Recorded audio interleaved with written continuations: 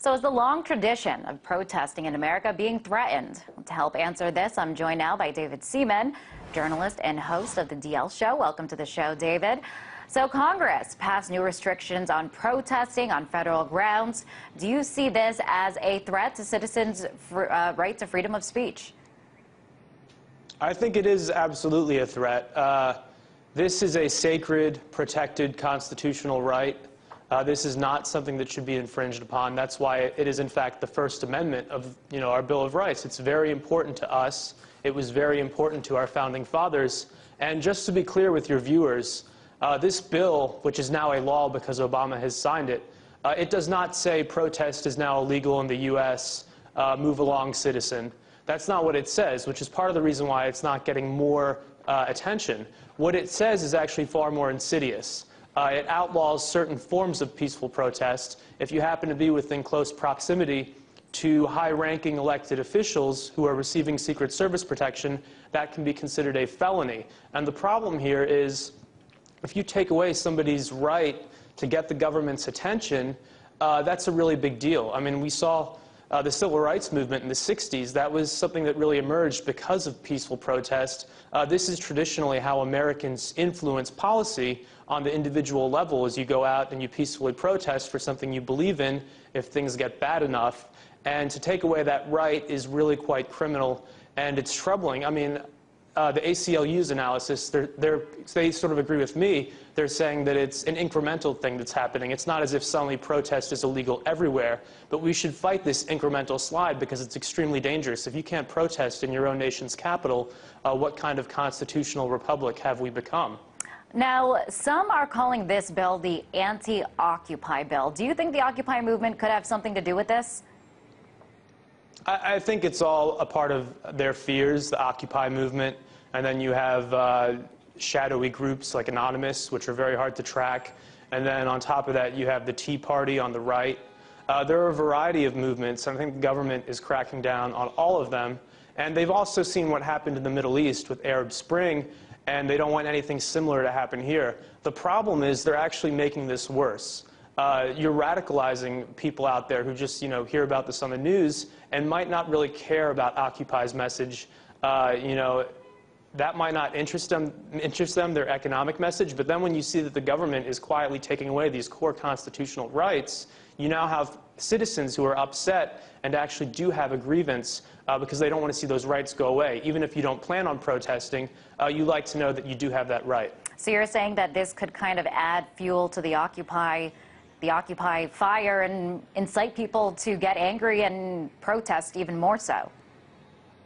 I think it does give some added legitimacy to some of the peaceful movements out there, that there is a problem. And one of your previous guests was talking about Ron Paul and how our republic has strayed very far from our founding principles. And I think that's something that a lot of people are waking up to. And it's something we need to address. I mean, it could be addressed with new legislation to just roll back all of these things. We need to get rid of that trespass bill. H.R. 347 is pretty un-American. We need to get rid of NDAA. We need to talk about letting the Patriot Act retire, which it was supposed to do. These are things that have really destroyed our core rights over the past decade. And it's something that we can fix. That's the good news. But the problem is most people don't know, and those who do know don't necessarily care. Now, how would this law affect protests outside some of the big events that are coming up? For example, NATO and the G8 summit, they are just around the corner. Yeah, so these big events where world leaders come together in one location, this can be one of the only opportunities for your average person out on the street, your average Joe or your college student. This is one of their only opportunities to grab world leaders' attention and to influence their views. And if you're suddenly criminalizing protest in these areas, then you don't have a feedback mechanism. And that's a huge part of our democratic system, is that you have the right to speak back. You have the right to speak out. And to take these things away is extremely troubling, and I think in the long term will lead to more problems than if they had just left these rights in place.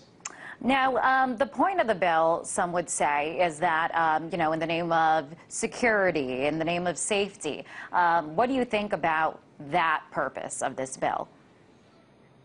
Well, I think the Secret Service already exists to protect our elected officials, high-ranking elected officials in Washington, and they already have considerable resources. I think to take away peaceful protests doesn't make them any safer. And also, I mean, there's a chilling effect. That's the first problem, is that protesters who know that they could face a $25,000 bail and they could be charged with a felony, they might not come out and protest in the first place. So instead of seeing thousands of people, you'll see a dozen protesters.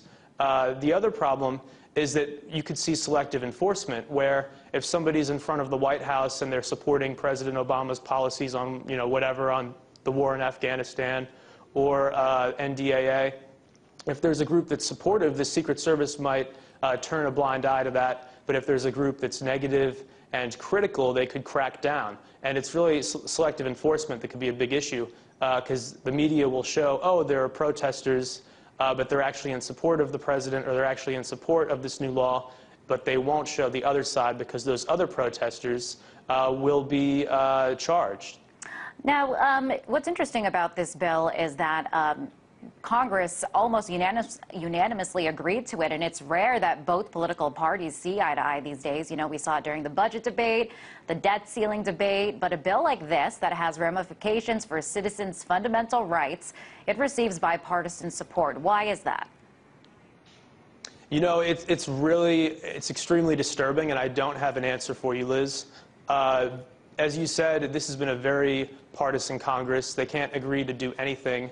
And yet, over the past few months, they've rapidly come together and agreed to things like this anti-protest bill and a stunning attempt to crack down on internet freedoms. We saw SOPA, and they haven't stopped. It's just the media has stopped talking about it.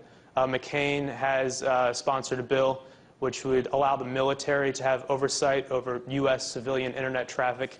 It seems like over the past few months, they've really been hell-bent on taking away Americans' rights. And I don't know why that is. I don't know why they've come to some sort of agreement over this, but there should be far more discussion and far more disagreement within the two parties before moving forward.